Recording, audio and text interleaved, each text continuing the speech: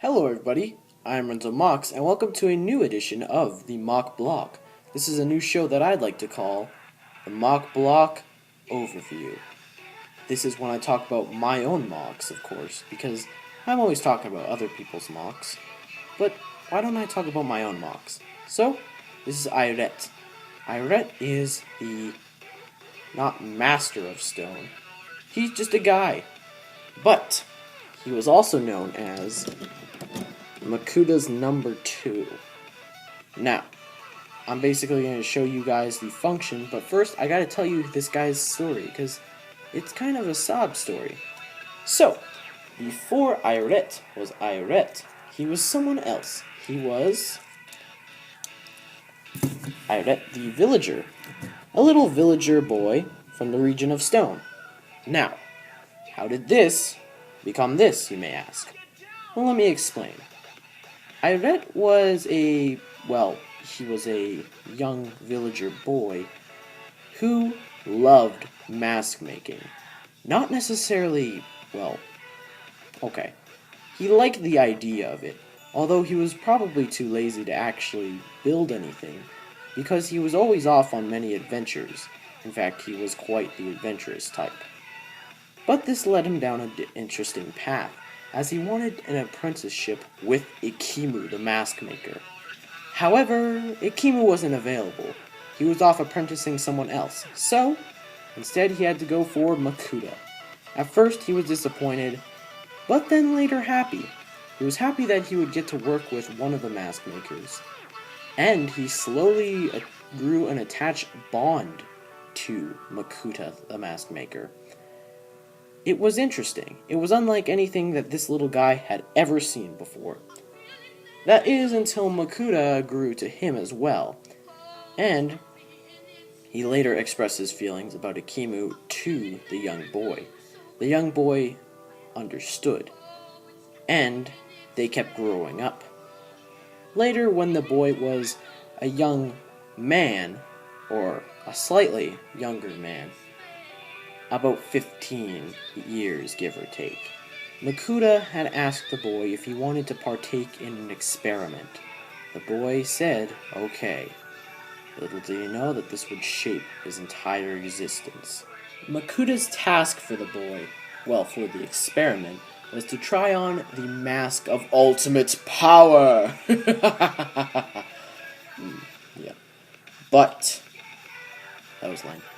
Anyways, that was not the case. It turns out that this was not the actual mask of ultimate power. This was a preliminary version of the mask that would not be as strong. So, the boy put on the mask, and he experienced great power. It turns out the one flaw that messed with Makuta's mask was that he used too much of the element of stone. When the boy put on the mask, he experienced a growth spurt unlike no other, which changed his body into this powerful form. He could no longer harness any of the other energies or elements except for earth and stone, and he became like this. He was confused and angry, even though he had new powers that he could not comprehend.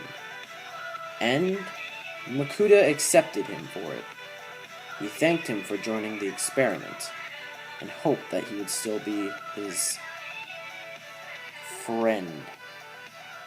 Well, it turns out, Iret was shamed, even by Makuta's brother Ikimu, thought it was unnatural and gross, and wondering how he got like this. Makuta formed a lie saying that he accidentally made a mask that shaped his body. Iret was sad and angry that Makuta would make such a foolish lie. But Iret could slowly understand. Makuta was building up his plan, his grand plan, to build the finalized Mask of Ultimate Power. So it was then that he was casted from the city, and at this time Makuta stayed in touch with him. Iret slowly began to notice stuff. He noticed that he could not be harmed, that he was immortal, But this didn't last for long. Iret started, or what started as a friendly relationship, mask maker and boy being friends, slowly evolved into a servant. Iret became an evil mastermind and served any purpose that Makuta wanted. In fact, he was there. He was on Makuta's airship when he left to go show the region of stone his new mask. Iret was there, but the cost was great. Iret didn't know the power of what Ikimu would do when he knocked the mask off his brother. And it turns out it did a lot. His body was obliterated. All being left was his mask. And during that, what happened next? Iret was horrified by his new appearance.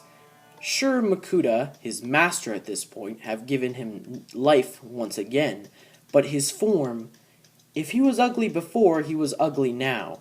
Even using the mask, he was still terrified and angry with Makuta. But Makuta forgave him, saying that this was the only form he could put him up in. Makuta introduced Iret to Skull Grinder, aka Kulta, the Skull Raider that he had fought many years before. Iret knew Kulta, but didn't like him. He despised him, and knew that Iret knew that the only one who would be good to serve under Makuta is himself, but he begrudgingly served under Kulta, and slowly developed a very similar relationship where he eventually became almost like a servant to Kulta, following his every move, being his right-hand man. They worked together, and he was no longer known as Iret. He couldn't call himself that name anymore, for he was not the same boy he used to be.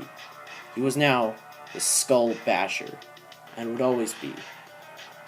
His job was to kill Makuta, and his job was to protect the Forge from Kulta.